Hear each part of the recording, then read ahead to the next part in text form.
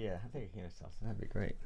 Hey everybody, welcome to the live stream. Thanks for showing up on Sunday morning. Once again, a little bit of a late start, but I'm glad everyone hung in there with me. I think I'm going to change the time maybe to 11:30 instead of this 11 o'clock. That little bit of extra 15-20 minutes, can make such a difference in getting everything done.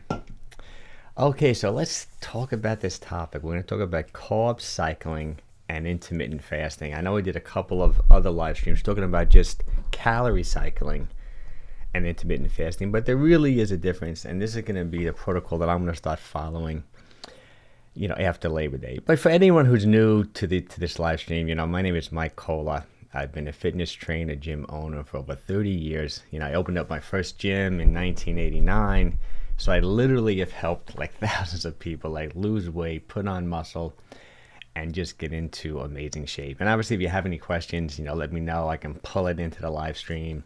I'll read them out loud. And I just started recently. I'm going to take all these live streams and I'm going to post them as a podcast on like Spotify and Apple Podcasts. I'm going to start doing that tonight. So I'm going to probably put this one and some of the previous ones because people have been asking me for the audio version of these live streams. But let's see. I know we got a few people in the room already. Jeff. I know Jeff is here. Jeff, that's okay. I'm always late too. Thanks, Jeff. I appreciate it. And then we all get Harriet. Oh yes, thank you, Harriet. Happy birthday. Yes, I know. So guys and gals, I'm officially 60 years old. I turned 60 on last week on the 30th. I mean, I don't want to talk about myself this whole live stream, but at the very end of the live stream, when I give everyone a couple of meal examples, I'll show you a picture of myself. Once again, just like last year when I turned 59, I didn't really reach my low body fat level goals like I planned on, but I think I'm going to make another run for it more October, November-ish. I find that during the summertime, it's really hard because I'm just out. We took a couple of trips. Actually, my daughter's going away now too. We've been preparing for her, so I've been a little bit off my schedule, but I still feel pretty good. So we'll talk about that more at the end of the live stream. Oh no! Oh, thanks for showing up. Happy birthday! I really appreciate it. Thanks. This is fun. Maybe there's gonna be like half of a wish me happy birthday presentation, which will be so cool. Hey Gene, thanks for showing up. Once again, sorry for the late start. All my regulars are here, which is so exciting. Blue Sky, good morning, happy birthday. Oh, thanks. I really appreciate it. Yeah, I gotta say, I don't want to talk about it too much, but this has definitely been the most difficult birthday for me, turning 60. I said, oh my God, I cannot believe it that I'm 60 years old. It's really unreal. But I'll talk about that more maybe at the end. Okay, so let's get right to it. Let's talk about carb cycling and intermittent fasting. And there'll be maybe a little teeny bit of a review when it comes to intermittent fasting. In case there's anyone new, I just want to explain what intermittent fasting is. But what is carb cycling? Similar to calorie cycling, but it's really done just with carbohydrates. You're basically going to be let me see. Well, I don't want to skip ahead of my slide. Carb cycling and intermittent fasting are a good strategy to reduce body fat, obviously. So those are like some of the benefits of it. Like one of the key things about it is that you can be in a calorie deficit, but at the same time have good energy levels. So just daily activity and pretty much for working out. And I'm going to explain that in really, really great detail, how you kind of get the best of both worlds with carbohydrate cycling. For example, you can be in a calorie deficit, you can get all the benefits of being on a low-calorie diet, like maybe a mild state of ketosis, things like that, low insulin levels. But at the same time, if you time and pace when you increase your carbohydrates, you can have great energy levels, you can look and feel amazing. You don't have to deal with, being sluggish and all that. But I'm going to go into it in great detail. Maybe I jumped ahead a little bit there. Let's see. Oh, thanks. Happy birthday. Thanks, Phil. I really appreciate it. I love all these birthday wishes. It's funny because I don't put my birthday on social media, the exact date, like on Facebook, because then I would get like so many. I don't know. I just never wanted to. Hey, 𝘾𝙊𝘾𝙃𝙄𝙉𝙂, thanks a lot. I appreciate you showing up once again.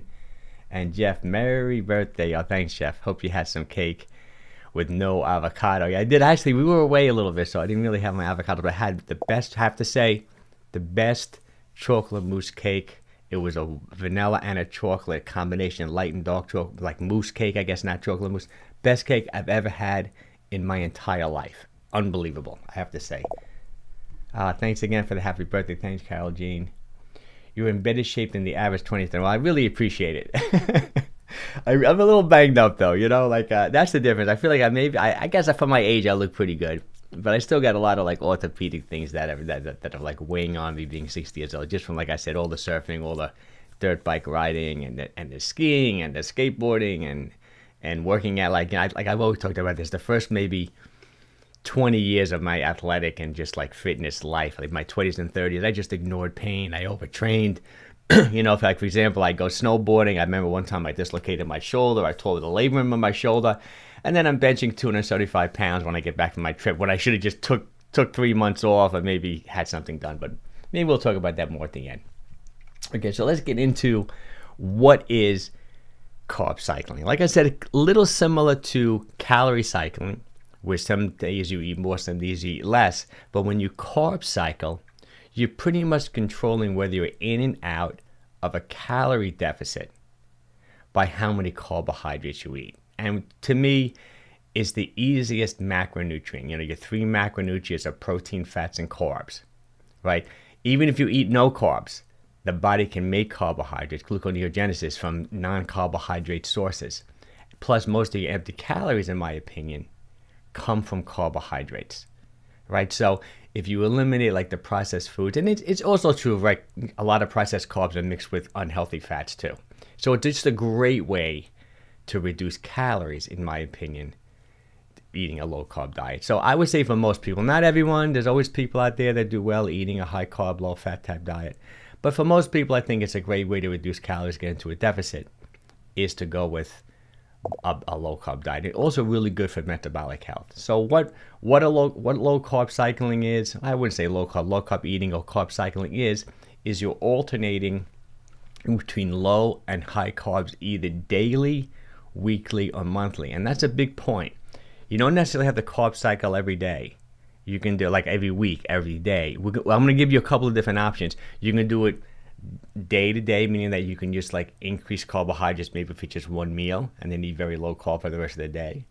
You can do it like weekly, meaning that you can eat low carb for 3 or 4 days and then carb up one day.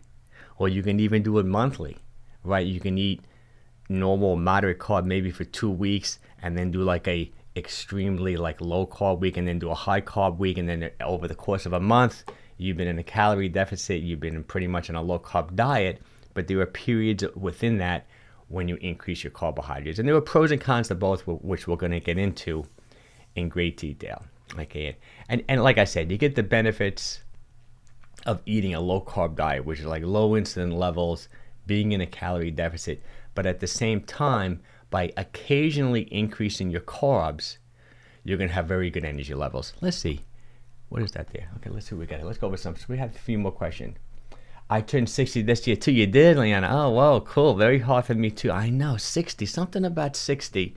Plus, you know, it's a big, for me, it's a big reflection period being 60. I still feel like I haven't even gotten started with like so many things I want to do, so many things I want to accomplish. Like all with this social media stuff I'm doing, you know, like I feel like I should have 100, 200,000 subscribers on my YouTube channel. I got like 500, 600 videos. I'm on all the different social media platforms. I feel like even the gym, I really want to transition out of doing the hands-on training in my own gym. I'll always keep a few clients that I've been training forever, for like 25, 30 years. But I just wish, like everyone, you reflect on your life. I wish my career and my accomplishments were much greater. But I'm at 60. I feel like, you know, time is running out. But hey, 60 is still relatively young, right? Hopefully I got another good decade or two to get the things done that I want to get done. And everything's going pretty well, which is great. Thanks, Rob. Happy birthday, Mike. It was nice seeing you and the family. Correct. Thanks, Rob, which is really great. And I think we had another one. Some things are inevitable. Yes, I know. That's just how it goes, right? That's just how it goes. And thanks again, Gene. Gene, always getting me with these super chats, which I so appreciate. It really helps me keep the channel going. Keeps me motivated when I get these people give me a little, like a super chat here or there. I really feel good about it. Let's see what Gene's question is. Hey, Mike, starting back on my very low calorie diet tomorrow. Okay, good. I thought you were going to start after Labor Day, but why not? If you're ready to go tomorrow, go tomorrow. I'm probably going to really like do what I'm going to be talking about today. I'm probably going to do it after Labor Day. I'm probably going to start that Tuesday. But But I'm also thinking about, I want to get everyone's like feeling on this too. I'm also thinking about maybe doing like maybe the week after Labor Day, maybe starting like an actual 4-week program where like we really map out like a 4-week plan like I've done in the past, but like every single live stream will be the week 1, then the week 2, then the week 3, then the week 4 of maybe like an intermittent fasting, fat loss plan. It might be different for everyone. It might be better for new people as opposed to you guys that show up every week, but we'll see. I'm thinking about doing something like that. I may even run some advertisements to get people really like excited and motivated about it. So we'll see. But if you're interested in something like that, let me know. But let's see what Gene's got to say. Okay, so he's going to start his, if you don't know, VLCD, which I didn't realize, but Gene filled me in on it, is a very low calorie diet. That means he's going to go really low calorie. He's going to start tomorrow. Weighing at 257 this morning and wants to reach 200 pounds by Christmas. I think you can definitely do it. We'll talk about more, as much as you want, about how low you should go. I think we talked about it already.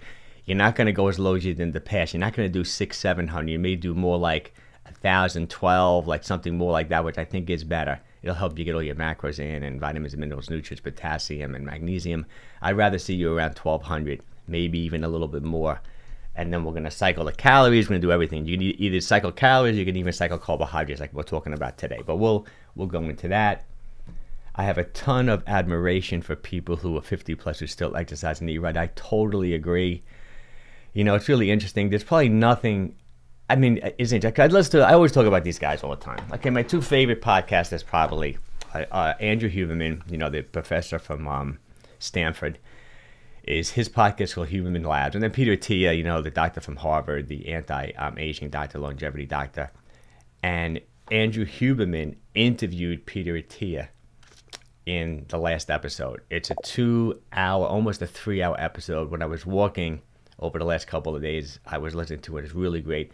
And he talks about all these things. And one of the key takeaways from this 2-hour presentation, 2.5-hour presentation that they did, talking about longevity, is that, like, what can you do to really increase your longevity, just to improve your life? And it really all comes down to exercise.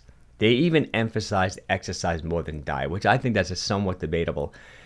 They were saying that there's nothing better you can do for Alzheimer's disease. Like, if you look at all the different medications and all the different like lifestyle strategies, they say by far, and Peter Attia talked about, he has like a staff of researchers.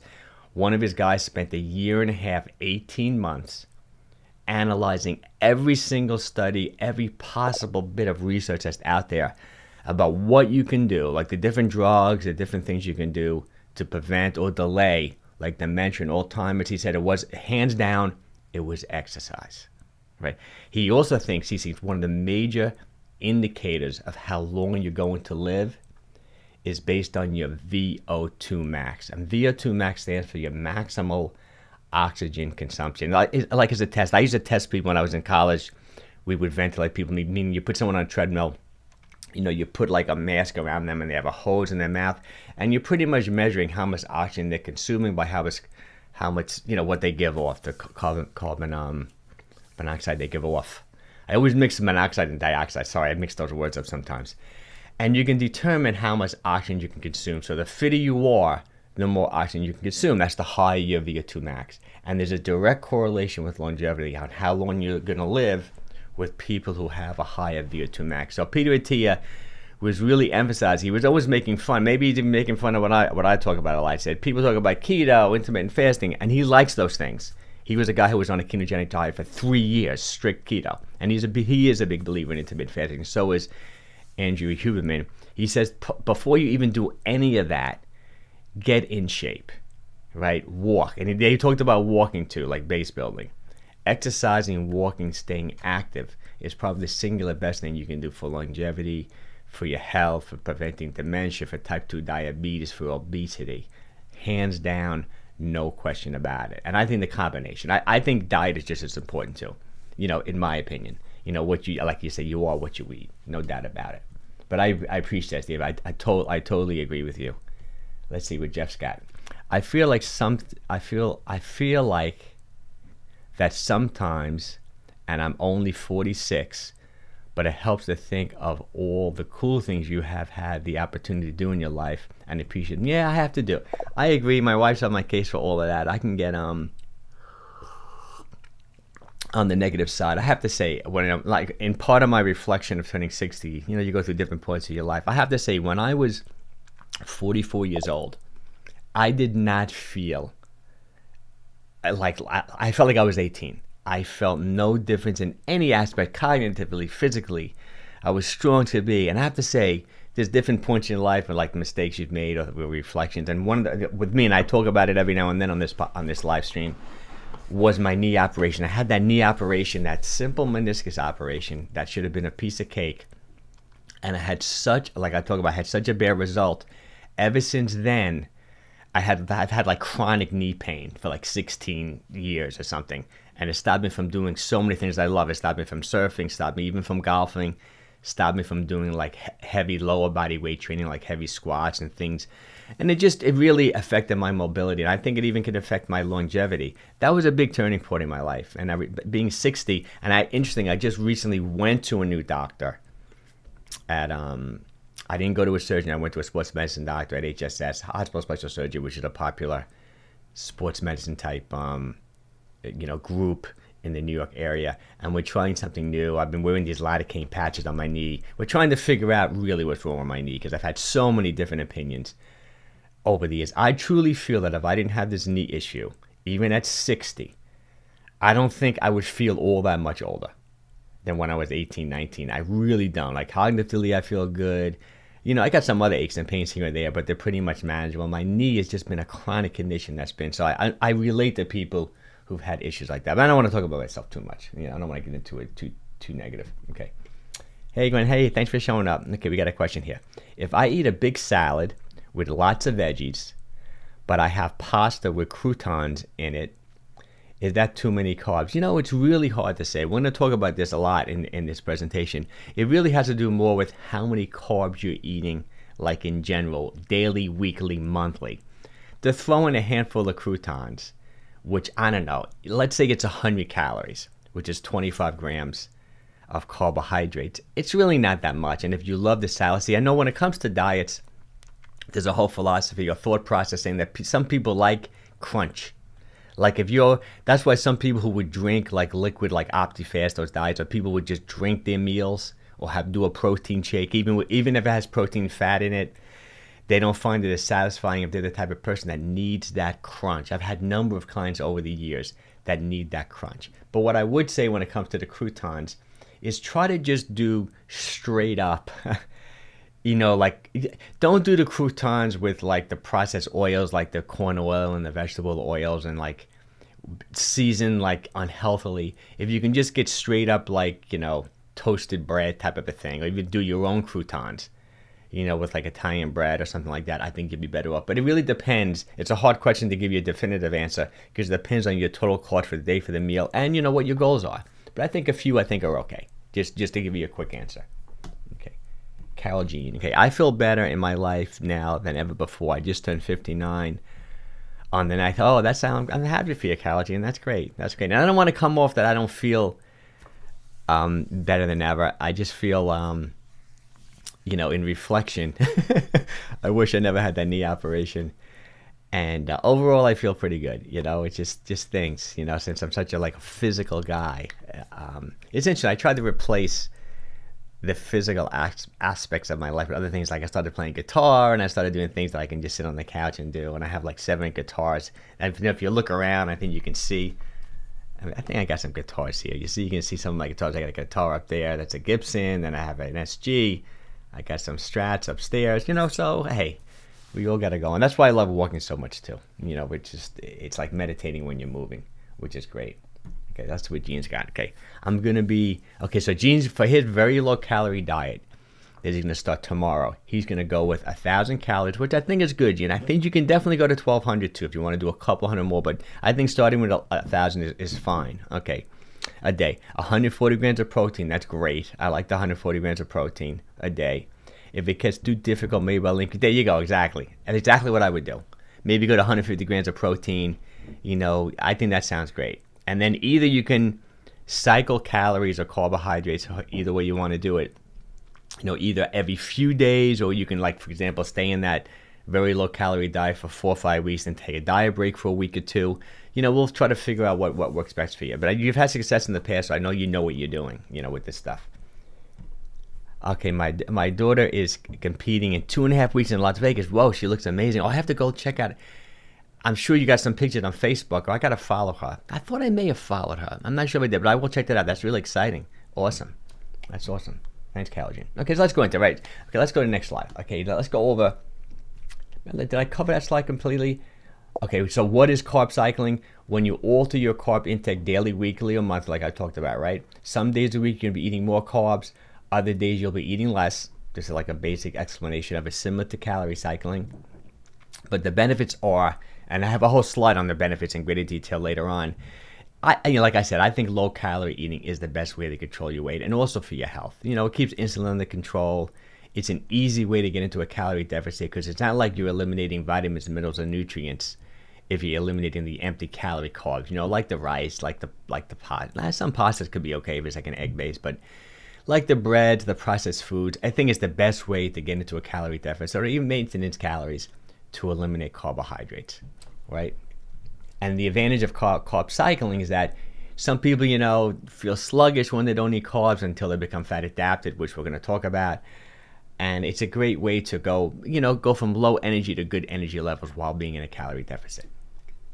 Okay, let's see what 𝘾𝙊𝘾𝙃𝙄𝙉𝙂. Yes, bones can hurt. My knees feels great, keeping my weight down, helps at intermittent fasting and inflammation. Yeah, so 𝘾𝙊𝙾𝙃 is talking about all the things that she does. She's got a little bit of I know she got a little bit of a knee issue like me, but she keeps her weight down. She had intermittent fasting, good for inflammation. She seems to be managing with it really well. And 𝘾𝙊𝙾 just has a great, she has good energy. She's just a good mindset, good person to be around. She's always very positive, which is really, really, really helpful.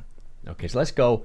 Why should you carb cycle? Okay, see, some people, and I've dealt with thousands of people, like I said, especially when I used to work in those big gyms, not my own little gym. I used to work in those big gyms back years ago with like a 𝘾𝙊𝘾𝙃 type of a gym, and I even managed a gym that had like 5,000 members. I think I trained every single member of that gym over the couple of years that I was working there. And some people just have a really, really hard time, staying on a low-calorie diet. They feel sluggish. They get that keto flu a little bit if you go really low carb. So carb cycling is a good way of getting around that, while at the same time getting all the benefits of eating a low-carb diet. And there is some research, even though the research is a little bit mixed on this. Some people just think it's really protein, but some people, some research has shown that if you do stay on a very low-carb diet, and I'm not talking about moderate carb like I generally eat, and I recommend to most people around 100 grams of carbs a day. But if you go really low, somewhat ketogenic a little bit, you start going 50 grams or lower, and you stay on it for extended periods of time, some research shown that you could have issues with testosterone could possibly go down, thyroid issues, things like that. So the idea of going to like very low carb, let's say eating like 50 grams of carbs, but then giving yourself a higher carb day every now and then. I'm going to map out a couple of strategies for you.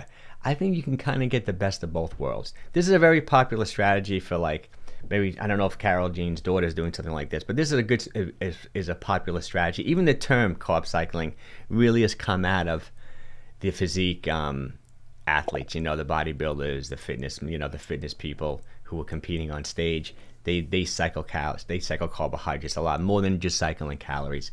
They control how much they want their body fat to be their weight by how many carbs they eat, but every now and then. And some people may call it cheat days. When you can have a cheat day by just increasing calories in general, or you can have a cheat day by just increasing carbohydrates. So that's really pretty much what carb cycling is. Okay. And let's talk a little bit about fat adapted, because this could be a little bit confusing, because I consider myself somewhat fat adapted. Fat adapted just means that when you're eating like a relatively low carb diet, I'm about 100 grams a day on average, but there are times when I do go to 50. Your body over time will get used to a very low carb diet, and you become more fat adapted. That means you burn fat easier. You become more of a fat burner as opposed to a carbohydrate burner.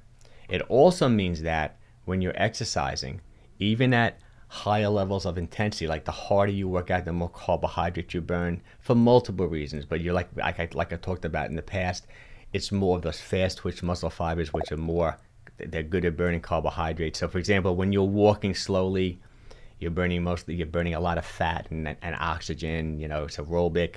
You're using those slow twitch fibers, like I always describe it as dark meat chicken. But then you start sprinting, and maybe you're lifting something heavy or something like that. You switch over to more of those fast twitch fibers, more anaerobic type training, and that burns more carbohydrates. But when you're fat adapted, let's say you'd be eating a relatively low carb diet, let's say a ketogenic type diet for, let's say, 6 months, if not longer, you become very good at burning fat. So even at high levels of intensity, you will burn a greater percentage of fat calories, even though you're burning carbs too.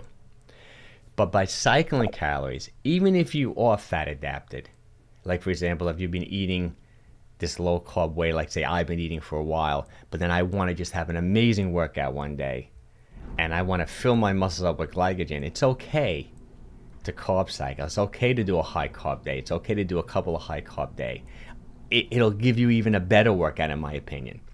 See, when it comes to health or just like working out in the gym, it's good to cycle, in my opinion, for sure. Let's see what else we got. Okay, Matthew Garcia. How you doing, Matthew? I don't know if I've seen you here before, so I appreciate you showing up.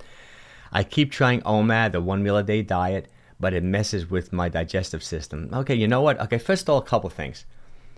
My favorite way of doing the OMAD diet, if you don't know what that stands for, everyone, I'm sure you do, but if you're new, the 1 meal a day diet is the OMAD diet. And the traditional way of doing it is that you fast for 23 hours one day, taking all your calories within a 1 hour eating window. First of all, it is somewhat aggressive, right?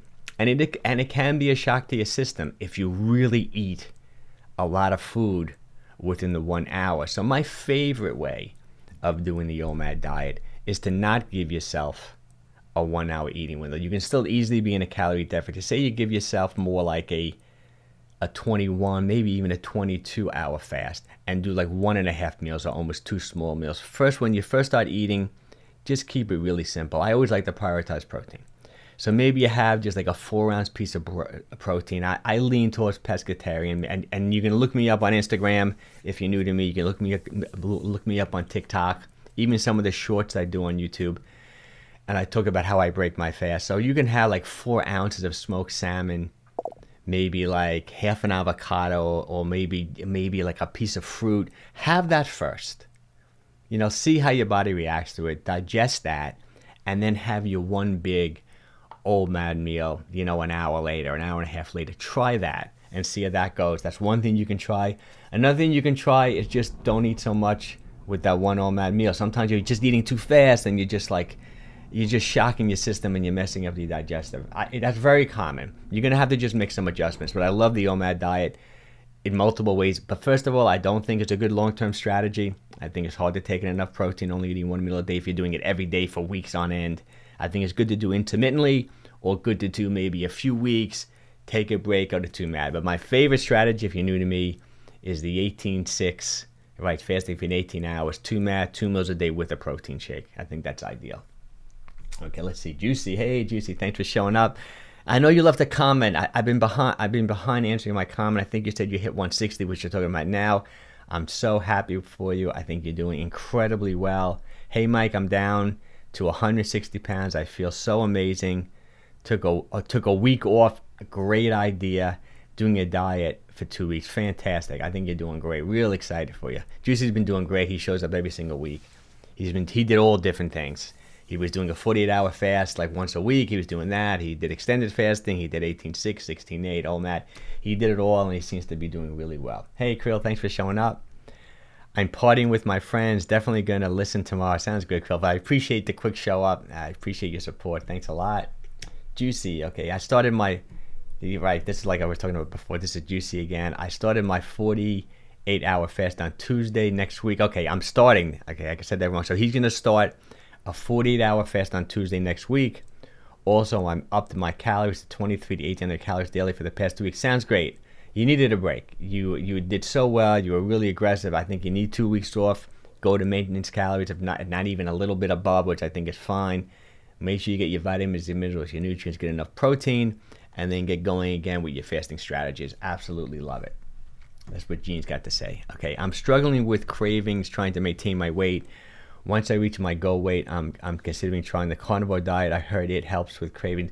Yeah, no, I think it definitely helps with cravings. But it's interesting because I do follow the carnivore diet. I think I talked about it. I even did a video on it when I experimented with it for a week.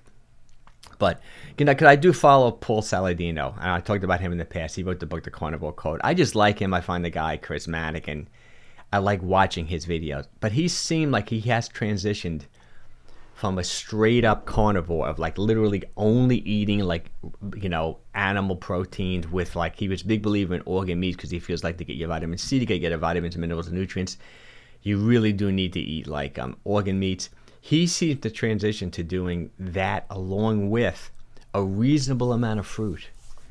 You know, he eats like, you know, maybe 200 grams of carbohydrates in the form of fruit every single day. But he lives in Costa Rica, and he said he surfs like 3 hours a day, so he's burning it up. But maybe try something like that, Gene. Maybe go with, and Joe Rogan does that too, maybe go with carnivore with a little bit of fruit, something like that. Could you do, in my opinion, I know we talked about Dr. 𝘾𝙃𝘾𝙃 too, he just wants low carb. You know, he would probably disagree that it can possibly lower testosterone. He would say it probably doesn't, all that type of stuff, which maybe it doesn't. You know, I wouldn't argue with him. But maybe you want to do just like carnivore tier 1, which Paul Saladino talks about, where maybe, and I've done this, where you're eating just animal proteins and maybe just an avocado for a little bit of fiber, a little bit of potassium, like stuff like that, you know, maybe, and see how that goes. But also too, I know you're going to have a little bit of a hard time when you start on Monday. I think you said you're starting Monday or Tuesday because you've been on a diet break a little bit, you know, so you've probably been eating some of your trigger foods and your cravings have probably come back. So you may just be thinking like that, you know, like anticipating the cravings and all that because you've been on a diet break now, you know, for a few weeks. So just hang in there. I think you're going to do great. I really do, and I'll help you any way I can, you know. We'll be doing this every Sunday. We're all in this group. We're going to keep you motivated to get down to your goal weight for sure. Okay, so we covered the fat adapted, and it's good. I also think a good thing about carb cycling, or like, you know, like taking it. I don't even want to call it your cheat day. Let's call it just like some days you're going to be eating more carbs. That it makes the diet a lot more compliant. It makes it a lot easier to follow. Besides, you know, the benefits of eating low carb to having a carb day, it just makes the diet a lot more enjoyable. If you know, like once every 4 days, you can have a nice big bowl of pasta, or you can have a big bowl of oatmeal, you know, with some fruit in it that you love, right? Or you can have some Italian bread or something like that. You can have a couple of sweet potatoes, things like that. It just makes the diet a lot more easy to do and more sustainable. So that's what I think, all the reasons why you might want to consider carb cycling. Let's see what Juicy got to say. I fixed my arm in the mirror, and it's crazy how much bigger. I flexed my arm in the mirror, and it's crazy how much bigger it is. Oh, that's cool. Yeah, that's great. I'm glad the workouts are going good. That's great. Gene. Let's see, Jeff. Gene Sebastian, what do you eat on your... that'd be interesting to know. But we'll get into that. I know he's keeping his protein high. Also, I've noticed that my nails grow so fast, it takes weeks to grow really long. That's pretty good. Cool. Okay, so let's go to the next slide. Okay, let's go with some of the benefits, which I talked about a little bit already. Great way, right, when you go low carb, great way to reduce calories and get into a deficit. And I've told this story before, but I'll tell it again. You know, like I've eaten all different ways, right? In my 20s and 30s, I did more that traditional bodybuilding-ish type diet where I ate very high carb, right? I ate very low fat, maybe 10% of my calories came from fat, and I always kept my protein up. I did look good. I felt good. But I was, some of the negatives were I was always starving because I was eating loads like potatoes and rice and oatmeal. So I was spiking my blood sugar, and then I was crashing. So I was always hungry, right? And then when I would have my blood work done, my cholesterol and everything was always good, but nowhere near as good as it is now. Like my triglycerides are so much lower now. I just feel better eating more of a lower carb, higher fat, adequate amount of protein diet. So to me, one of the biggest benefits is so easy, and I find it easier to control calories just by reducing carbohydrates. I think it's a healthier way to do it. So some of the benefits of low carb eating is, like I said, a great way to reduce calories, great way to keep insulin levels under control. So then there's so many, in my opinion, so many benefits to keeping insulin levels low. You can read Ben Bickman's book, Why We Get Sick. There's so many books, and I know it's almost like a buzzword now, insulin sensitivity, but I truly believe in it. I think it's a great thing. All the Dr. Jason Fung's books that I've read them all. I mean, I'm a big believer in keeping insulin levels low. Just a great way to control blood sugar. I don't think it's a healthy thing to keep on spiking insulin levels. Back to Andrew Huberman and Peter Attia, they talk about it too on their podcast all the time. Another indicator of longevity and how healthy you're going to be is just your average blood glucose levels, like over your lifetime. Like, that A1C number when you get your blood work done that determines whether you're diabetic or pre-diabetic. If that number is consistently high for decades, it's just not healthy for you. It really isn't. And one of the ways to keep that under control is to keep an eye on the carbohydrates and the processed food. The worst thing really is the empty calorie carbohydrates with the unhealthy calories from the processed oils, like eating like a donut and cookies and cakes and things like that. But that's pretty obvious, right? And it's also when you eat low carb, it's a lot easier, in my opinion, for the body. And other people believe the same thing. Not everyone. A lot of people just believe in calorie restriction, right? It's a lot easier for fat to be released from the fat cells to be burned up. Like, that goes back to the insulin story. So if you're constantly eating a high carbohydrate and even processed food diet, and you're constantly spiking insulin, which is the storage hormone, it kind of like locks the door on fat cells. It's really hard for the body to release fat to be oxidized, to be burned up. So that's another tremendous benefit of eating a low carb diet. And I think it's just good for metabolic health, like what I'm talking about. Like if you don't want type 2 diabetes, if you don't want high triglycerides, right? If you don't want that visceral fat, the worst fat in your body, that organ fat, I think controlling carbohydrates is the best way for most people. Not everyone. There's always exceptions to the rule. To be in a calorie deficit, to improve their health and all that, I think is the best way to go. Let's see what Juicy's got to say. Let's see. Okay. So right, but Carol Jean, I remember she was saying she went carnivore. Carol Jean says, I went carnivore for a couple of weeks and dropped 3 pounds, stalled before that. Okay, so you dropped, so you on carnivore, you lost 3 pounds, but then you couldn't lose any more. That's kind of interesting.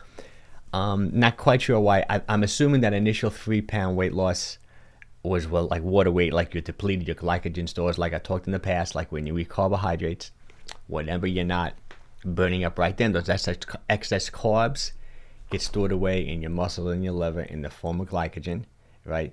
The average person can hold maybe 2,000, 2,500, depending upon how big you are, calories of, say, glycogen in the muscle cells.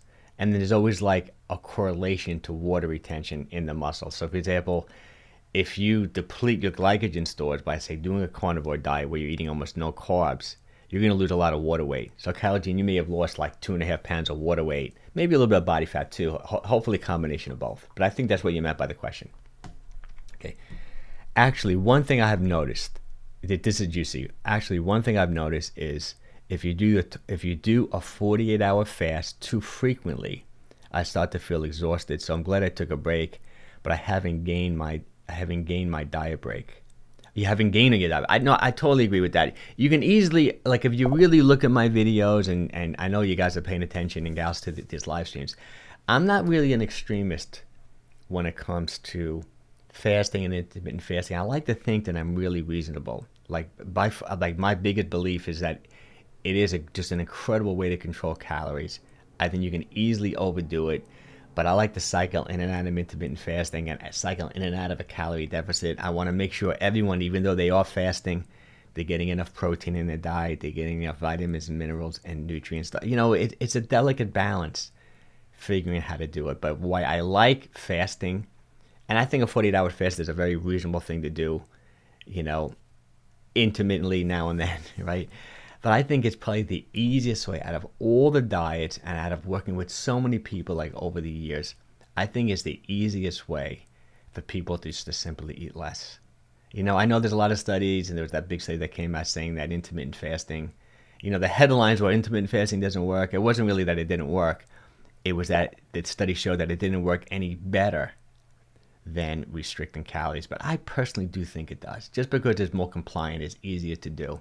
And when you looked at that study, it was like a 12-month study. The people who did the intermittent fasting did lose 4 more pounds, but the researchers felt that it was more statistically insignificant, that only a 4-pound weight loss over the course of a year. But I think that's something. 4 pounds is a lot, in my opinion.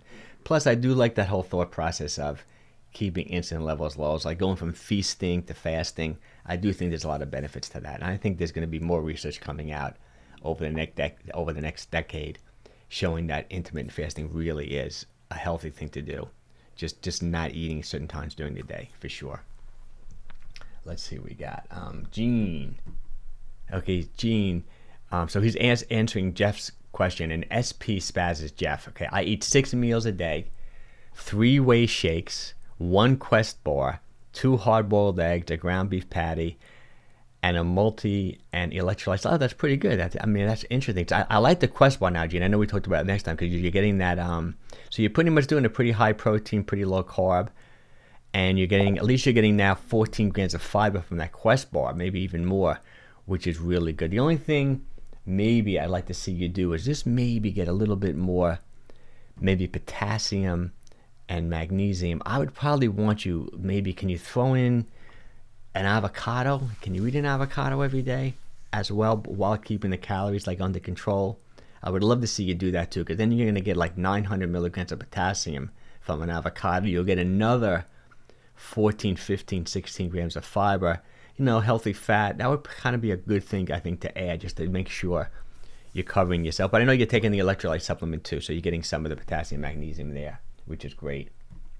Oh, James, hey, thanks for showing up, James. James is here like every Sunday too. Good morning, Mike. Would have more muscle on your body, burn more carbs. Okay, good morning, Mike. Would having more muscle on your body burn more carbs? Yeah, I think just having more muscle on your body in general, it burns more calories. I mean, when I first started talking about this stuff 30 years ago, all the bodybuilding magazines were saying, oh my God, for every pound of muscle you had in your body, you're going to burn like 40, 50 extra calories a day. But it seems to be nowhere near that high. I think it's more around 6 or 7 calories, like something like that. But it is a great way to keep your metabolism up, for sure. And then just when you're losing weight, like when you're in a deficit and you're doing this carb cycle, whatever, it's so important to resistance training just to maintain that muscle mass. That's just key to everything I'm talking about. I'm pretty much assuming or hoping like that everyone is resistance training, right? You just have to, and you don't have to kill yourself. You don't have to go like do a bodybuilding or powerlifting. Just those basic, pushing, pull movements, your squats, your lunges, your push-ups, your pull-ups. You can buy the resistance bands. I got a number of videos on the channel like explaining I have a bunch of short videos going over all different exercise programs and even some longer ones. You got to do some type of resistance training, even 20 minutes twice a week. You don't want to lose muscle. You want to maintain as much muscle as you can when you're dieting, for sure. Let's see. Okay, so Juicy wants to get down to 150. He's 160 now instead of 155. So he's changing his goals. He wants to get even lower, which is kind of cool. I think safe zone for me, however. That sounds good. I like it. So his birthday's Juicy's birthday's on the 21st of September. Oh, that's really cool. Want to definitely get to 150 pounds by then. That sounds good. That sounds good, Juicy. I'm sure. Okay, another question from Juicy. Mike, why are vitamin tablets worse than natural vitamins? I like vitamin C food in comparison to tablet. Won't the tablet have a high amount of IUs? Yes, this is it's a simple question, but it could be so complex.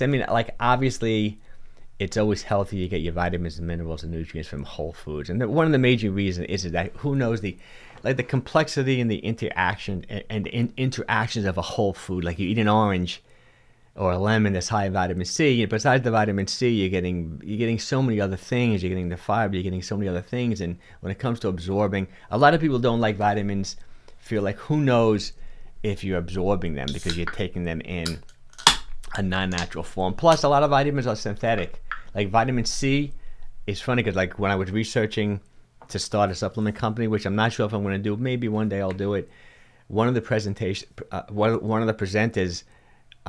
who like manufacture vitamins, he was saying, it's a shame how so many of the vitamins are being manufactured like out of the U.S. Like for example, vitamin C, you cannot get it in the United States. No one is manufacturing vitamin C in the United States. You have to get it through China in like a synthetic form.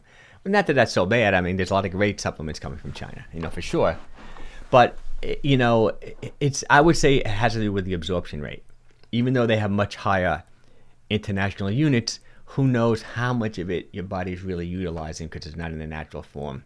That's why a lot of supplement companies, that's why one of the companies I like a lot, I like New Chapter. They have those whole natural food vitamins and they're fermented. So for example, they're not taking anything synthetic. They're taking like let's say vitamin A is just dehydrated carrots, and they ferment them. So even though they're low IUs, they have high absorption rates. So it's a somewhat of a complex question a little bit. But you're always better off going with whole natural foods.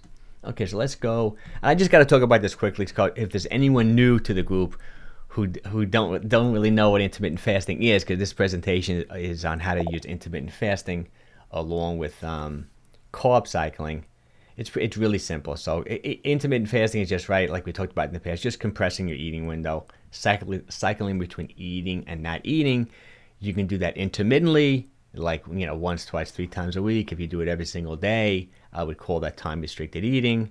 So if you fast anywhere between 14 to 36 hours, or even a 48-hour fast, like once a week, that would be intermittent fasting. If you did, say, a 16-8, where you're fasting for 16 hours, taking all your calories for the 8-hour eating window, every other day or 3 days a week, that would be intermittent fasting. If you did it every day, that would be time restricted eating. And these are probably the most popular types of intermittent fasting or time restricted eating: a 14-hour fast, 16-8, 18-6, a 20-hour fast for the 4-hour eating window, a 24-hour fast or a 48-hour fast like Juicy does, OMAD, a 1 meal a day, ADF, which I know Jeff has been doing, alternate day fasting, 2MAD, eating 2 meals a day. These are just all different intermittent fasting and time restricted eating strategies I think are really, really effective. And to use that in combination with carb cycling is just a great way to keep calories under control, to have energy for your workouts. And that's what we're going to go into now. This is like the meat of the presentation. We're going to give you some specific examples. But let's see what Juicy had another question here. Is 4 liters of water safe? 2 liters in the morning, 2 liters in the afternoon, night. I drink 2 liters a day. I'm wondering if there's any side, at that age. No, I think definitely. The body's all water. The general rule, I'm not as good with liters as I am without ounces, because, in the US, I know you're in the UK. I even messed up. Sorry, I messed up the last time you were in pounds. That was a blunder on my part. The general rule is drink half your weight in ounces of water every single day. So, for example, say you weigh 150 pounds, drink 75 ounces of water a day. I think that's a good amount, spread out throughout the whole day. But you do want to just try to take a little bit of electrolytes with the water so you absorb it better. Like if you want to put a pinch of that red mine salt, just a pinch, or if you're drinking water but you're eating a meal with salt and vitamins, minerals, it's good. It's not good, in my opinion, just to drink straight up like water. It's nice to take a little bit of electrolytes. There's a couple of other brands that I buy. Like I talk about it all the time. I love Pellegrino. Yeah, it just naturally has those minerals in it. So you don't have to worry about that. You can absorb the water. But I think almost the more water, the better. I know you hear that there's that crazy thing where some people drink an insane amount of water and they dilute their body and they wind up in trouble. But that's so rare, in my opinion. Let's see what we got. Okay, let's see. Allstate. So maybe an Allstate agent here. Thanks for showing up. Is it safe to drink a protein shake every day? I totally think it is. I wouldn't be concerned about it at all. As long as you're not eating an insane amount of protein. Like, I wouldn't pound, they eat 500 grams of protein a day. My general rule for protein is 0.9 grams per pound of lean body weight. And I always give this example. If you're 150 pounds, say 20% body fat, and you're 120 pounds of lean mass, times that by 0.9, that gives you 108 grams of protein. A scoop of a typical whey protein powder, which is one of my favorites, a whey protein isolate, complete protein powder, has all 9 of the essential amino acids, is going to be maybe 100, 120 calories, 25 grams of protein. I think it's almost a good thing to do to make sure you're keeping your protein up, to take a protein shake. If I let my vegan or vegetarian protein powders, I like pea protein, I like hemp seed, I even like collagen protein powder. Even though it's not a complete protein, I think it's totally okay to have a protein shake every single day. I think it may even be a good thing, because just think you're getting the protein without excess calories, right? You're just getting all those essential amino acids, which I think is great, right? Okay, so let's go over, these are pretty much the 2 ways in which I like the carb cycle and I like to recommend. I'm going to focus more on the second way, but let's first go over the first way. Oh, so Allstate says, oh, thanks for showing up. I appreciate you showing up. That's great. Actually, I have some Allstate life insurance and stuff too. It's kind of cool. Okay, so there are 2 general ways in which I like to do the carb cycling. You know, we'll talk about the first way, then I got 2 slides on the second way, this is the way that I think I'm going to start doing it after Labor Day. Okay, one way to do carb cycling is you eat carbs, you kind of time your carbs around your workout. It could be actually pre, during, or post. Okay, for example, let's say and this is what I typically do, just in general, like for example, let's say I generally eat out like a moderate low carb diet, like I always talk about. Say I'm eating 100 grams of carbs a day, right, which is 400 calories. And say I'm doing, like I said here, a 16-8. So for example, I'm fasting in the morning, but then right before my workout, say I'm going to work out, say 1 o'clock, I might do a protein shake. So I may do like a scoop, like Allstate, a scoop of whey protein. I may do some celery juice. And if I really want to increase my carbs, I may even put a higher carb substance in there. For example, I may put in some beet juice. And beet juice, like I talked about in the past, has multiple benefits. First of all, beets are naturally high in nitrates, which convert to nitric oxide, which is in the body, which is great for blood flow. It vasodilates. It's great as a pre-workout supplement, but it's really high in carbohydrates. It could be 100, 150 calories. I could be getting 50 grams of carbs right there. Plus the celery juice is going to give, I can have 100 grams of carbs in that drink.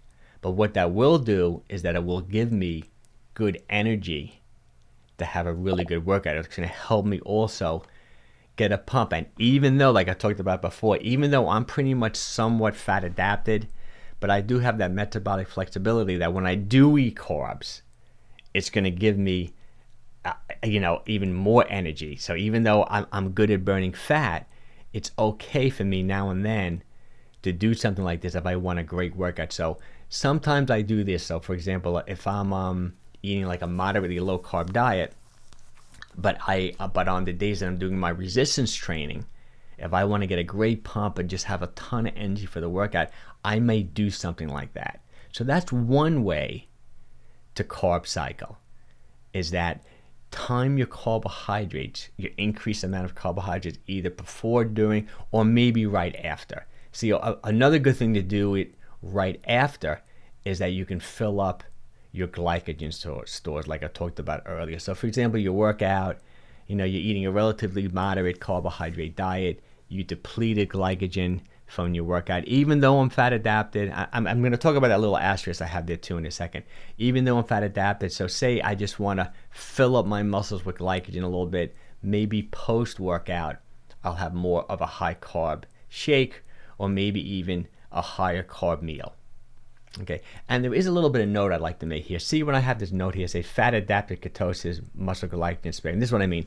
When you truly are fat adapted, and I think I am pretty much fat adapted, your body is going to spare glycogen, meaning that it's going to want to burn fat.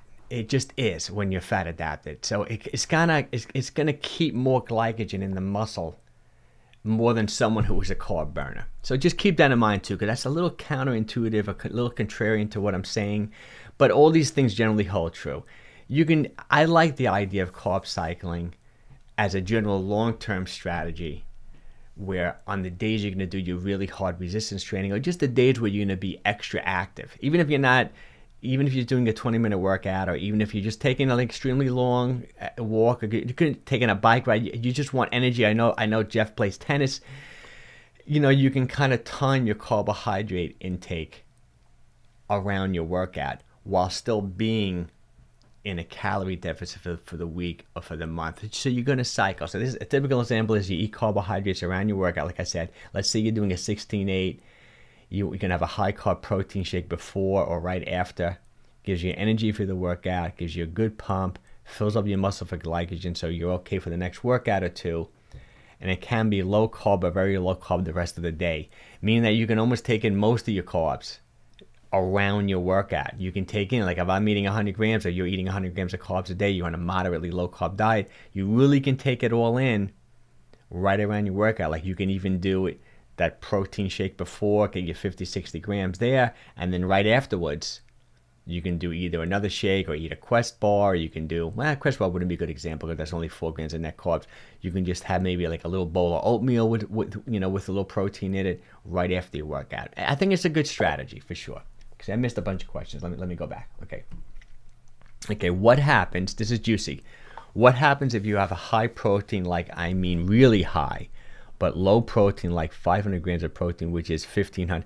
Well, 500 grams of protein, I think that's a pretty much excessive. I don't see anyone really, benefiting from that much protein. You do reach a point of diminishing returns, from 500 grams of protein. Even if you're a big guy, say you're 300 pounds, I don't see going much, like even 250 grams of protein is a lot. I know Teddy Needleman, who I loved his book, The PE Diet. I don't think he's that big of a guy, maybe in his 170s, 180s. I'm not even sure, but I read in his book, and I've even heard on my podcast, he'll easily eat 200 grams of protein a day. I think you can do that, but 500 grams of protein, I just think you're just not going to use it. It's just going to be calories. And yes, protein can be converted to fat, right? Just excess calories in any form can be converted to fat. So I think that's a little too excessive. Okay, let's Gene. Also, I'm thinking of reducing, this is Gene. Also, I'm thinking of reducing my workouts to 30 minutes a day max, 3 days a week resistance training, 2 days a week cardio training, every morning. I love it. I think that's great, Gene. I like it. I think 30 minutes, you can get a wonderful workout. It's interesting. I did it all, because I followed everything. In my early days of resistance training, it's interesting. The first gym I ever joined, I don't think I can drive yet. I think I was 15. First of all, I was working out at 13. You buy those. I know I'm older than a lot of people here. I remember buying my first set of weights was like a Joe Weider. Joe Weider, him and his brother, they had the Muscle and Fitness. They popularized like bodybuilding. They had the Muscle and Fitness magazine. They had a whole empire within the fitness industry. Like all the top bodybuilders always worked for Joe Weider and his brother in some form or another. They ran the big Mr. Olympia bodybuilding contest. So I bought a set of Joe Weider barbells. They were like stand weights, those plastic weights with the sand in them. I had a bench and I was working out at home. But then when I was old enough, 15, 16-ish, the first gym I joined was Arthur Jones' gym. See, Arthur Jones, I think, was so ahead of his time. He was a minimalist. The people that trained under him were like the Mike Metzners and the people, Casey Viator, they were minimalists. They believed in like just doing one brutally hard set of an exercise, keeping the workouts extremely short, like Gene's talking about, like a 30-minute or less resistance training workout, 3 days per week. That would be like an Arthur Jones. One set that he trained to failure, brutally hard, where the opposing point of view was more like that Arnold Schwarzenegger, the pump type training, where Arnold would train like 2 hours a day, and a lot of the big bodybuilders there. And there was always been debates, and people are still debating it today. Duration, frequency, and intensity of workouts.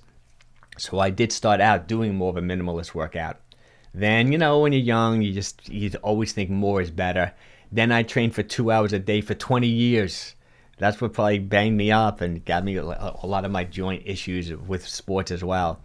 And then in the last 15, 20 years, I went back to a little bit more of what Gene's talking about and what Arthur Jones was talking about, more of a minimalist, keeping the workout shorter. Like the harder you work out, the shorter it should be. And I try to get the best of all worlds. Like I use the term hybrid. I think, when you're doing a short workout, it should be hard, and short when you're doing an easy workout, it should be long. You hear about me talking about this constantly. I love taking these 92-hour walks. I'm going to do it today, or a 30-minute easy walk in the morning, a 30-hour easy work in the evening. That's your long, easy base building. And even when it comes to the short, hard workouts, I wouldn't go to that that Arthur Jones or philosophy where I don't think you have to go to failure or anywhere or even near it. 85-90% effort. It's still very hard.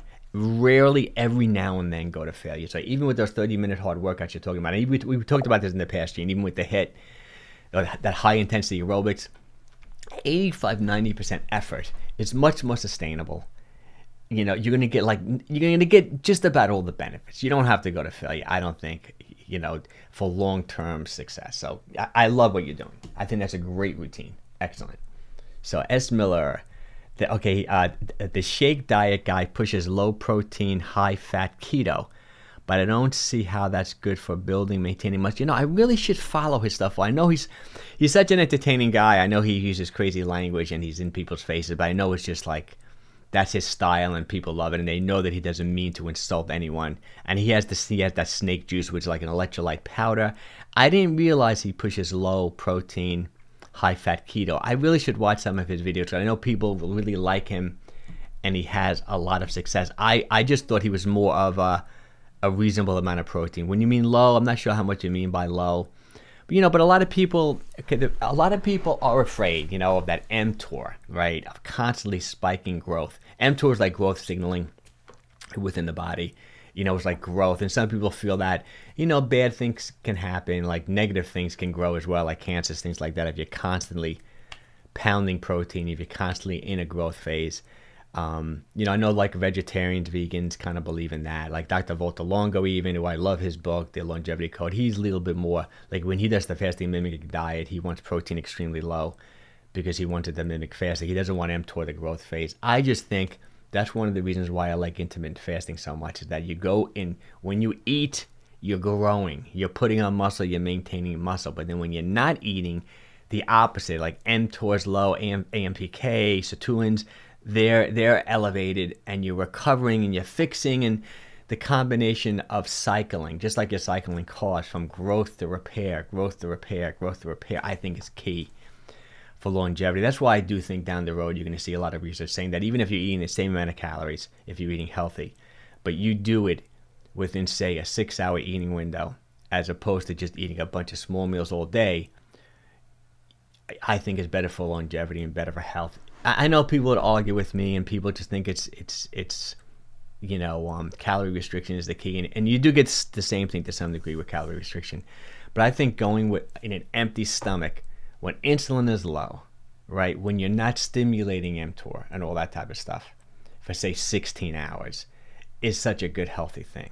It is. And I don't think you have to worry about taking in too much protein or stimulating mTOR if you're doing it like that. But if you say you're eating, you say you're a bodybuilder and you're a young guy or gal and you just want to get as muscular as you can, and you don't care even if you're overweight, you don't care if maybe some of your blood work is a little bit out of whack, you just want to get muscular and you're just mTORing it to death, you're just pounding protein and excess calories 7 meals a day, it is going to help you get muscular, but I don't think it's like a healthy necessarily thing to do. When you're young, maybe for not too long, I think it's okay. But that's interesting about the snake diet. I got to look into him more, because I know he's people really like what he talks about, and he has a lot of before and after pictures of people, even his own pictures that are pretty impressive. Okay, let's see. Juicy. Oh my God, Mike. So when I was doing my fasting, I felt this particular way. I felt like I had a dry mouth with this weird taste in my mouth. When I did OMAD, the next day I woke up, I felt, that sounds like a classic ketosis. I don't know if symptoms are the right word, but when you're in ketosis, you can get like a bad breath, you can get like that weird taste in your mouth, you can get that kind of dryness. It sounds like you were just in a state of ketosis. So when you were doing those fasts, maybe when you're doing those 48-hour fasts more than once a week, you just were in ketosis, and sometimes you can get used to that and you don't really get that signal. But to me, that sounds like a class. Yeah, there you go. Using ketones, yeah, no doubt about it. I think you were in ketosis for sure. I felt like I was in ketosis, yes. I didn't see yes. Okay, you answered your own question. I'm 16, turning 17. I mean, you were only 16, Juicy. I didn't realize that. I thought you were much older than that. So I got to be a little more careful with you, because to be honest with you, Juicy, if you're only 16 years of age, I didn't realize that at all. I thought you were in your 20s or 30s. Truthfully, like, I wouldn't let my own kids do any of these fasting strategies if they were 16 or 17. I definitely would not want them fasting for 48 hours. I should have asked you how old you were a long time ago. I didn't realize that. I just assumed you were like adult age. Because when you're 16, 17, you are still growing. So I think you should really calm down with all of these fasting strategies. I'd rather you just keep an eye on calories now, right? Just keep an eye on calories. But I'd rather you literally I'd like to see you just eat 3 meals a day, breakfast, lunch, dinner, super healthy. I don't want to mess you up. Check with your parents, talk to your parents, but I don't want you overdoing it. It's important. See, when you're growing, like there's people who have to be careful with the intermittent fasting, or actually just if you ever had an eating disorder, obviously, right? I've worked with multiple people over the years. If you're pregnant, right, because you want to make sure you're getting enough vitamins and mineral nutrients for yourself and for the baby inside you, right? If even women around their period, you know, I think it may not be a good idea to do the intermittent fasting, right? And if you're not an adult, I truthfully think minimum age is 18. I think you're still growing at 18. I like to even say maybe 21. So Juicy, be really careful. I had no idea you were only 16 or 17. I'm glad you're doing well and you're happy with the weight, but be a little bit more careful with this. I don't know, maybe talk to your pediatrician, talk to your doctor about this, but be a little bit more careful. Don't do those aggressive fasts like that. You will get to your goal weight of 150, 155 pounds. You know, just restricting calories a little bit, but be careful, okay? But now I know how old you are, so whenever you ask a question or whatever you leave a comment, I'm going to have that in the back of my head, how old you are, and I'll answer the question in that mindset. Okay, so here's Carol Jeans. So what carb foods? Yeah, we're going to go into that in the next slide. I think we got a next slide here, but it's going to be just to answer the quick question, Carol Jean.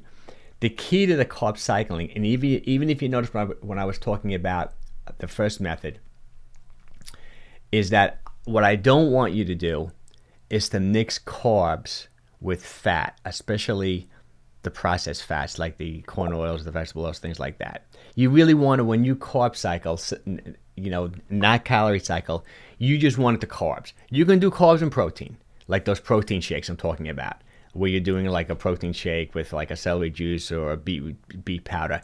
But really what I mean is like this next slide, which is just do a straight up, like say you're doing 16-8-2 MAD, something like that. Add a third meal on the carb day, but just make it like 2 sweet potatoes, or make it like a big bowl of pasta, maybe, or even pasta with vegetables.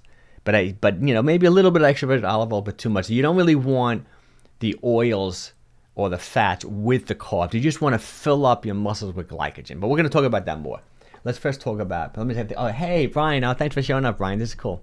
Hey, Mike, what are your thoughts on flow state training? You know, what I think you mean by flow state training, I'm not quite sure. I know there's a lot of different guys out there. There's that animal flow guy he's great. You know, flow training, I think what Brian means is just pretty much like mobility movement where you're just flowing.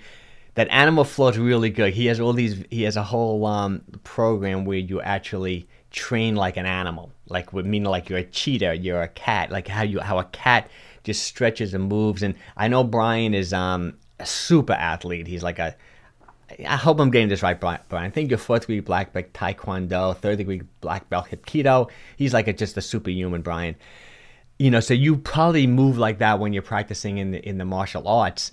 I love the flow training. I mean, I do a lot of like simple mobility movement type things, and I have some videos on it. I would love to get more into that. Once again, my knee is such a limiting factor when it comes to doing that. Another great guy to follow, Brian, I'm sure you're familiar with him, is the guy from Israel, 𝘾𝙊𝘾𝙃𝙄𝙉𝙂. I don't know if you follow him. He's the guy that trained McGregor, you know, for that like boxing exhibition. You're the MMA guy. He's kind of a flow guy too. You know, there's a gal on Instagram that I love. I can't think of her name over her head, but I'll send you a link to her. She does a lot of that flow training. That's what I think you mean by flow training. If you don't mean that, some people talk about flow like just like the state of mental flow. You know, like I know like Joe Rogan's supplement, he has that supplement called Alpha Brain, which is like a nootropics, which is good for brain. I've taken it. I think it does work actually, that Alpha Brain. Just crazy expensive. It's like $80 a bottle. And they talk about being in a flow state of consciousness where these thoughts are coming into your brain really quickly and you know, but I'm assuming you mean the flow training where you're just moving in a nice fluid manner. Another guy is Z Health. I love that guy. Eric Cobb, he's into that. Scott Sunan, he's another like martial arts MMA guy. I think he competed. He's into that flow training. He's great, Scott Sunan. I bought a number of his tapes and CDs, and I used to follow little routines of his. But I love it, Brian, if that's what you mean, love it. Okay, let's see. S. Miller, snake diet. Snake guys push. Okay, the snake diet. Okay, he says the guy push eating small meals in Spam, mayonnaise, and pickles. I guess he's doing a real keto type thing. Yeah, I guess I didn't realize he's a ketogenic guy. But I mean, it works for people, no question about it. You know, let's see what Gwen's got. Gwen, my BED counselor. Not sure. I'm not. You know, maybe with my dyslexia and everything, I'm not good with these abbreviations. I'm not sure what you mean by BED. Counselor doesn't want me to fast yet, but I can probably do this carb cycling thing. Okay, that sounds good. I like the carb cycling thing. I think you can do really, really well with it. And you don't have to do it with intermittent fasting. It's almost like you're going to restrict calories by doing some low carb days, and then you're carbing up. But let's talk about this, because this is going to, I think this is going to put everything into place. A second calorie cycling method. So we went over the first one where you, like, on a daily basis, you're gonna time your carbs around your workouts, around just times of the day when your activity level is much higher. But this is the other way of doing it, and this is probably the way that I'm going to do it starting at the Labor Day. And I may even put a couple of my clients at the gym on it, because they've been asking me for something, you know, after Labor Day. Okay, so this is what you do. You eat very low carb, and I consider very low carb, say 50 grams or less, so somewhat of a ketogenic diet. I wouldn't call it a ketogenic diet straight up, because I still like to keep protein levels high all the time. Like, I still want you to keep, like me, I'm still going to eat 150 grams of protein, because I want to maintain muscle mass and then always try to put on muscle. So, but if you're doing a more strict or more traditional ketogenic diet, you're talking about what more Miller is talking about with the snake guy diet is, where you're eating low protein. But I don't want you to do it like that. I want you to keep your protein up, eat low carb, maybe 50 grams or less for, say, 3 days. Okay? But then on that fourth day, you're going to carb up. And you're going to do maybe 200 to 300 grams of carbs. But you're going to do it, like I said, like Carol Jean asked. You're going to do it. I mean, some people use the term clean carbs. Like, for example, you're going to have a separate meal. It's great if you did it like post-workout, because it'll be easier to absorb those carbs too. You're going to have like a big bowl of rice. You're going to have a big bowl of pasta. You're going to have bread, potatoes. You're going to have maybe a big bowl of oatmeal. You can do it with protein too, but just don't do it fat. Like, I don't want you to carb up by eating a bag of potato chips, right? By eating some Doritos, by eating a big cake, by eating cookies and donuts. I don't want you to carb up like that. Carb up, do a low-fat carb meal. Or you can do protein with it. Like, if you want to have, you know, maybe some leaner, like a chicken breast, then have like a baked potato and a sweet potato and a little bit of rice. Like, do it like that, if you can, on the fourth day. Okay, and then just follow whatever intermittent fasting strategy. I have some other slides that's going to show exactly what I'm talking about, but do it like that. And it's kind of like getting the best of both worlds. So for 3 days out of the week, you're going to be eating low carb, right? You're keeping insulin levels low. You're probably going to be in a state of ketosis, in a mild state of ketosis, even with the protein, by, say, the third day. But by the third day, a lot of people start getting tired, start getting sluggish, start losing their energy in the gym. Since I'm somewhat fat adaptive, that may not happen to me as much as other people. But a typical person by like the third day is feeling a little lackluster. Plus, you're getting a little flat. What I mean by flat is that your muscles are low on glycogen, right? So you're not looking as muscular. You're not getting, the veins aren't popping in your arms. You're not feeling quite as good. You may even get, you just may be feeling a little bit off. So by doing that one carb day, right, it's going to give you energy. It's going to increase the amount of water in your muscles. It's going to volumize your muscle cells. You're going to feel great from the carb day. And you just keep on repeating this. I think it's a great way to get the best of both worlds, to create like a calorie deficit for 3 days, to go low carb, get all the benefits of low carb eating, and then do a one high carb day. The only negative of that is people who, once again, who are into that circadian rhythm, they think, oh, don't shock your system with like a high carb day, blah, blah. But I think it's a great approach. This is what like bodybuilders and physique athletes have been doing for like decades, and it works really, really well. This is also similar to what, like when I used to train some like amateur bodybuilders, literally like 30, 40 years ago, would be like a pre-contest strategy where, for example, let's say it's maybe you know, like a few weeks out from a contest, we would do that. We'd go very, very low carb, and then give them like a high carb day, just so they can get through their workouts while creating a good calorie deficit and burning body fat. I think it's a great thing to do. Let's see if we got some other questions. Hey, Venus, oh, thanks for showing up. This is cool. Can heavy dumbbell curls mess up the bicep tendons in the shoulders? Yes, that the long bicep does go into the shoulder. Yes, actually, it's funny because now we're talking about I'm getting older, some of my injuries. I did that live stream, what was it, maybe now 4 or 5 months ago, where I went into that really aggressive, really hard, maybe like a little of an overtraining phase to get ready for my 60th birthday, and I totally messed up. I worked out too hard, and I gave myself, I got it right now, I got tendonitis in both elbows now that it's been lingering, and I do have a little bit of that bicipital groove. I tweaked also my bicep running into my shoulder too, the long head of the bicep there. And I've even been wearing some of those, tennis elbow bands, when I'm training people, because I'm always, when I hurt myself like this, like a tendonitis in my elbows, it's hard for it to go away because I'm constantly handing people dumbbells at the gym, and it's hard for me to let it rest. But yes, no question about it, you definitely can. Okay. My parents, now we know Juicy's 16, is turning 17. My parents did say if I'm going to be okay with it, but I really wanted to do it, and it's been working. This is only temporary until okay, that sounds good. As long as your parents are with you and you feel good, okay. But I'm still going to keep that in mind, Juicy, with all the questions you asked me, how old you are for sure. Okay, let's see, Gwen. Binge eating, BED, is binge eating disorder is where you were talking about, not fasting if you are too young or have eating disorder. Yes, I would say that. Okay, so Gwen is asking, like when I talked about before, like who shouldn't fast. Yes, if you have a binge eating disorder, but what you're talking about not, yes, if you're too young, like Gwen, if you're only like 16 or 17, I don't think you should do the fasting. I really don't. You can check with your pediatrician, your doctor, you can check with your mom and dad, you can check with your parents and see what they feel about it. But when you're growing, and you still are growing when you're like 15, 16, 17. I think even 18-ish, 19. Yeah, I had a cousin who grew in the Army, and he came back from the Army 2 inches tall. He was like 21. I personally grew in college like another inch. I was like pretty short. I'm still not that tall, but I grew, like if you look at my license, I can't believe when I was 16, the height I have. I don't want to say it, how my height. When I was 16 to when I'm 21, I must have grew 3 inches. It was like unreal. When you're growing, even being in a calorie deficit, you got to be a little bit careful. You don't want to be short. It's like, for example, back to that podcast on that when I was talking about Peter Attia and Andrew Huberman. They were talking about other things that are so important. And one of the things they were talking about is like when you get older, osteopenia, like the brittle bones, absorbing calcium.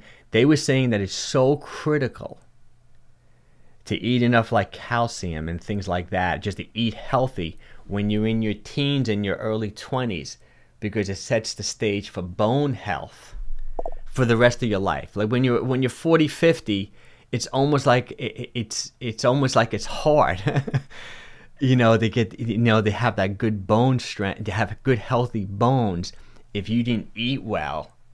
And even just if you weren't active when you're in your teens and early 20s. So for Gwen, for Juicy, keep that in mind. It's so important to take in vitamins, minerals, nutrients, calcium, eat these good foods when you're in your growing phase. It's going to have benefits when you're my age, when you're 60. But if you neglect yourself and you don't take these foods in, and you don't eat, you're constantly restricting calories. I know you don't want to be overweight, and I know, but you can do it with just like mild calorie restriction. Just make sure you're taking in enough good, healthy food for sure. So important, Gwen and Juicy. Okay. I heard Dr. Ken Berry, because this is Gene. I heard Dr. Ken Berry, a few health experts saying that liver meat is the ultimate superfood. It's interesting because almost everyone hates liver. I know. I heard Paul Saladino say it's the same thing. And I hear you don't need much of it, like a couple of ounces here and there. High in vitamin C, it is like a superfood. I personally, I don't like liver. You can take, I did though for years, take desiccated liver tablets. That was a big bodybuilding thing in the 80s and 90s, like Franco Colombo, all the old bodybuilders. I think Vince Giraldo, he also liked desiccated liver. I was thinking about even taking it again. I know, I even think Paul Saladino has his own supplement company now that has desiccated liver. But I think, no, I think liver is a great food. I think it is great. Definitely. Okay. I think I might have to do, I think I might have to do with us getting older at age 30. I never had, I know, well, he was talking back with that bicipital tendon. Yeah, I know, tendonitis. And now they call it tendinopathy, because itis, otis, inflammation, or sometimes even, unfortunately, the tendons get little microscopic holes in them. I think that's what I have in my elbows. Like once you get, unfortunately, I have found this, like once you get like a real pretty bad case of tendonitis in any joint, whether it's your patella tendon, whether it's your elbow, even when it gets better, I feel like it gets like 95% better. And it's just not, those tendons are not quite the same. Like it just seems to come back. Like even when my elbows are feeling really good, like they were feeling good for a few years, I overdid it. But even if I would go out and like do a whole bunch of yard work or do something like that, in the past I would put on those tennis elbow bands, because I know that if I did like 5 hours of yard work, with the clippers and this and that, it would activate my tennis elbow again. It's so crazy, It's just I guess that's the negative side of getting a little bit older. Oh, Gwen's 27. Okay, Gwen, so you're good. Okay, I'm 27. I do have so you do have some eating disorders. So, but I have a counselor grade. As long as you're working with someone like a healthcare professional that's familiar with your situation, and you both agree that this is something you can do, I think it's totally okay. And at 27 is like the perfect age. I think you're fine. But if you need any help with it, if you need me to help you in any way, I'll help you any way I can. But if you're working with someone and you both agree that it's okay, I think it's fine. But in your case, maybe I wouldn't do those more aggressive things like those extended fasts. Like a 16-8, right? You wake up in the morning, you have your coffee, your tea, whatever you want, then you eat like 2-3 meals within an 8-hour eating window. I think that's really reasonable, and you get so much benefit from it. Prunes are helpful regarding. Oh yeah, that's cool. I love prunes, definitely. We are falling apart, Mike. I know. Tell me about it. Okay. I've heard of burgers that are part liver. I've heard that too, where they grind some liver into some chopped meat and stuff like that. I have heard about that, Jeff. I think that is a great thing. Okay, so let's go back to the second cycle. And I like this. So this is what we're going to do, right? 3 days out of the week, 50 grams of carbs, very low carb. 4th day, you're going to carb up, but with clean carbohydrates. That's going to give you the best of both worlds. It's going to put you in a calorie deficit. All the benefits of low carb eating 3 days a week, easy fat burning. Then 1 day you're going to carb up, volumize the muscle cells, give you great energy to work out. Plus you're going to look and feel great. Plus it's going to make this whole thing more sustainable. And you can do any intermittent fasting strategy you want within this carb cycling concept. Whatever you want, 18-6, 16-8, whatever works for you. So I guess I kind of covered this as my old camera angle. Okay, like what are the benefits of doing this? And this is both, but I kind of geared these last couple of slides to the second method, right? It's going to put you in a calorie deficit for 3 days, so you're burning fat. By the 3rd day, you're probably going to be in a state of ketosis, like I talked about. On the fourth day, carbing up will fill up. I guess I'm repeating myself. Will fill up glycogen stores and volumize muscle cells, and give you energy for a few days. So it's going to improve your exercise intensity, even the 2 or even 3 days after you have that high carb meal, right? You'll look more muscular, you're going to gain some water weight. That's another thing I should say. Don't get upset when you do this, when you have that one high carb day on the 4th day and you wake up the next day and you're 3 pounds heavier. It's just water weight. You're filling up your muscle with glycogen, and for every gram of glycogen you hold in your muscles, you store in your muscles, you're going to hold 2, 3, 4 grams of water. So don't get upset. It's just water weight. You're going to like how you look on that 4th day, because you're going to look more muscular. Even you're a gal, you're going to look more muscular. Okay. And makes low carb diet, and right, like I said, it makes low carb eating and even intermittent fasting more sustainable when you cycle your carbs. Okay, so let's go over an exact example. I think we got a couple more questions though. Let's see, Juicy. Okay, when I do a 40-hour fast, I notice my skin gets really good. Okay, that sounds good, Juicy. But be careful with being 16, 17. Make sure you check with your parents, and be careful with those 48-hour fasts. I wouldn't do them too often, 16, 17. Truthfully, I probably wouldn't do them at all. I don't want to disappoint you. I'd much rather you talk to your parents, maybe stick to more with that 16-8 and taking in good nutrition every single day, honestly, if you're 16, 17. Okay. Intermittent fasting, carb cycling meal plan. Let's go over like exactly how I would do it. Okay, let's say you're doing a 16-8. So for 3 days of the week, You're going to fast for 16 hours. You're taking all your calories, right, within that 8-hour eating window. How I do it, like I always talk about, I like to skip breakfast, black coffee, green tea, drink a lot of mineral water, Pellegrino mineral water during the day. Let's say you're going to work out at noon. I know this may not be ideal for everyone because it is for me, but say you want to work out in the morning. If you're working in the morning, you do it fasted, right? If you're working in the evening, it can work as the same thing as the lunch, right? And when I mean working out, it could just be your walk, could be whatever you're doing, okay? So you work at 12 o'clock, you eat 2 high protein, relatively, you eat 2 high protein, very low carb meals. What I mean by low carb is that you want to keep your carbs, say 50 grams or less, so that's not that much, right? What's that, 50 times 4, about 200 calories.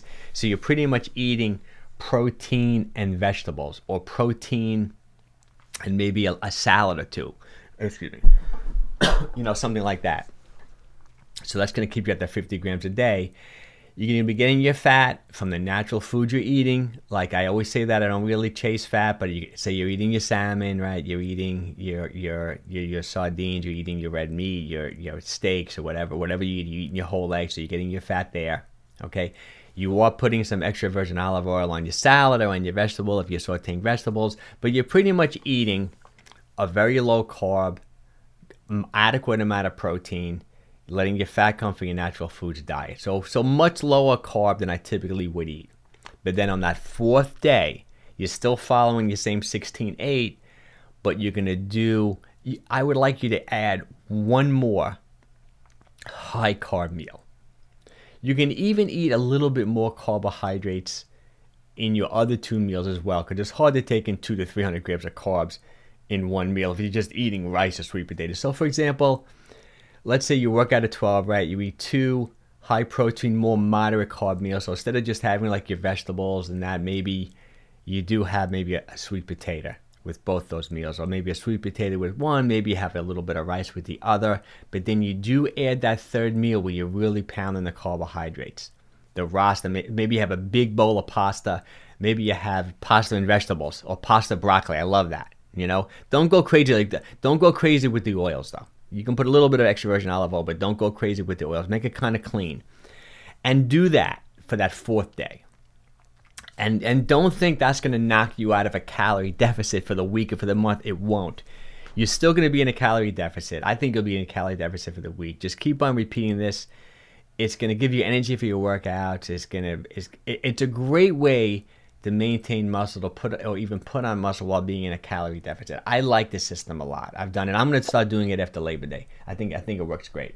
Let's see, we got a couple of other questions. Okay, we did that. Can you make the slide a little bigger? Yes, Jeff. Let me make it a little bigger. Sorry about that. There we go. Okay, let's go over one more time, because this is like the meat of the thing. So this is the second method, not when you're just timing carbs around your workouts. This is like, for example, and I said 16-8, but this could be 18-6. This could be 20-hour to 4-hour eating. You can do any type of fasting strategy that you like. So you're gonna wake up, right? I like to skip breakfast.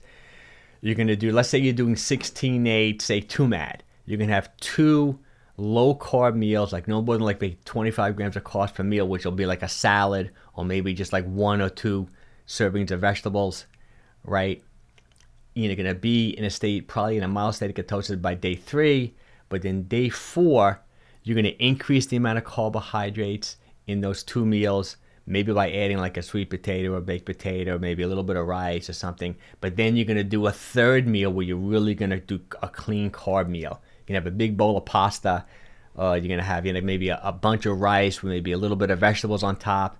You're going to do something along the lines of that. But just make sure that high carb meal is not packed with like processed oils. Like for example, I said this before, I don't want you like eating a whole dozen like Dunkin' Donuts. Don't do that. Don't have a big, cheesecake. You know what I mean? You want clean carbohydrates. You just want to fill up your muscles with glycogen. So you have energy for your workouts. You fill up the muscles with water. You're just filling up. What you're doing is you're filling up your glycogen stores. So you have energy for the next few days to do good hard workouts, to be active, to live an active lifestyle. Okay, it's a cool concept. It really works. It's similar to calorie cycling in general, but you're just doing it more with carbohydrates, right? You're keeping your fat and your protein always relatively the same, but then you're just doing very low carb days, and then you're doing one high carb day. I like this, as opposed to just cycling calories where you're eating a moderate carb diet. I like that just as much too. But it's just fun to just keep on trying different things. I like carb cycling. So let me give you I just want to give you like a specific example of what I mean by going very low carb to like just a moderate light carb, which I normally would eat. So if I was doing, so this is like, maybe you'll find this helpful, Jeff, because you wanted that bone up. I think Carol Jean, if you're still here, this is what I would mean by going like very low carb. Like this is, I think I have 4 pasture-raised scrambled eggs here, which I made with extra virgin olive oil. And all I'm having with this is like an arugula salad. This is probably 50 grams of arugula, just a couple of like low sugar blueberries, and less blueberries than I typically would. Typically I would take a whole big handful. This is literally maybe 7 or 8 blueberries, and then I sliced up a little bit of an onion on top of that, and I just seasoned it. I didn't even put extra virgin olive oil on this one. I just seasoned this with some balsamic vinegar. I didn't want too much of the oil. And like I talked about before, it's so good to eat vinegar with food, whether it's apple cider vinegar, whether it's balsamic vinegar, because vinegar has high in acidic acid, which helps control blood sugar post-meal. So this is a very low carb. It may not seem it because you're seeing a big salad there, but this is like a high protein, probably reasonable amount of fat, very low carb meal. Let's see, we got a couple of questions, and then I'll show you the next slide. Okay, Jean. This is what Jean says. Jean, by always keeping my calories at 100 calories a day and weighing myself every week, it's going to be very easy at assessing my exact calorie needs. I agree, Jean. I think that's great too. And you may even want to take, you know what an easy measurement is to take is maybe your neck or even a bicep. I generally find every 10 pounds you lose about an inch off your neck. You can do waist too. The only thing about the waist is that the waist is so hard to get that exact spot on your waist, you know, like all the time. But it's also if you, without driving yourself nuts, you can also maybe do something like that too, just to get a little bit of an idea to make sure you're losing body fat and not necessarily losing muscle mass. It can even be like a flexed bicep or something too, you know, or something like that. Let's see what you see. Okay, when I lose the last 5 pounds, I'm going to do a normal 210 calorie diet. I like that, Juicy. That sounds great to me. I like that. Definitely. Hey, Joy. Thanks for showing up, Joy. Joy leaves comments all the time. Thanks for the birthday wishes. I really appreciate it. Wonderful, Joy. Thanks for being here. Okay. Let's see, one Juicy, and then we'll go back to this, okay? The reason I gained weight was because I was not educated about average calorie intake and the importance of protein, carbs, and food. Okay, so I'm glad you found this whole thing really educational, Juicy. So hopefully now for the rest of your life, you'll be an optimal weight and you'll be a good healthy eater. Okay, so this is like the very low calorie type meal. I just want to give you one other example of what I mean by moderate, and this is how I normally would eat. All right, so this would be more like, just there's more carbs here, right? So I have a bigger salad. This is probably 100 grams of arugula. I got a big handful of blueberries. I have a whole bunch of grapes, which is pretty much a higher sugar, higher carb type thing. We got the avocado now, which even though it's high in fiber, does have some carbs and fiber there. And then we got the sardines and the salmon. So this would be, I would consider this how I normally would eat, which is more like that moderate. Say I'm doing the type 1 type carb cycling where I'm just like pacing my carbs around my meals with maybe a protein carb shake, and I'm eating maybe 100 grams of carbs a day, maybe a little bit more, maybe 125, as opposed to, let me block this out, as opposed to a very low carb, like something like this. So this is what I mean. So I hope you got the whole concept of what I mean by this whole philosophy of the carb cycle. I think it's a great thing to do. I really do. And let's just end this thing. I only gave you 2 examples. Let me show you. I did have a picture that I took like right before I turned 60. So this is me. I think this is like a day before, maybe 2 days before my 60th birthday. To be honest with you guys, I was embarrassed to show my abs. I have just a slight 6-pack, not really. Like I didn't really reach my goals. I'm gonna make another run at it. I think I'm gonna stop. You know what throws me off too? I didn't drink any alcohol for like 3 weeks, and then we took a trip to the Hamptons. I went to Sag Harbor. I was drinking a little bit of beer and wine on that trip, and you know, I got thrown off a little bit, I think, for the last, and then just my elbows. I guess I'm making some excuses, but in the future, since my birthday is always like the last week in August, and the summertime is the time where maybe I'm going out a little bit more and doing things like that. I think I'm gonna make a more run at it to get down to like sub 10% body fat.